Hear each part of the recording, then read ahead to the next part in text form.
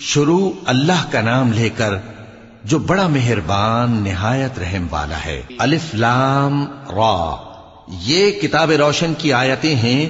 ہم نے اس قرآن کو عربی میں نازل کیا ہے تاکہ تم لوگ سمجھ سکو۔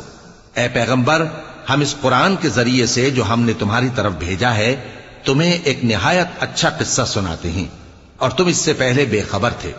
جب یوسف نے اپنے والد سے کہا کہ ابا، میں نے خواب میں 11 ستاروں اور سورج اور چاند کو دیکھا ہے، دیکھتا کیا ہوں کہ وہ مجھے سجدہ کر رہی ہیں۔ انہوں نے کہا کہ بیٹا، اپنے خواب کا ذکر اپنے بھائیوں سے نہ کرنا، نہیں تو وہ تمہارے حق میں کوئی چال چلیں گے۔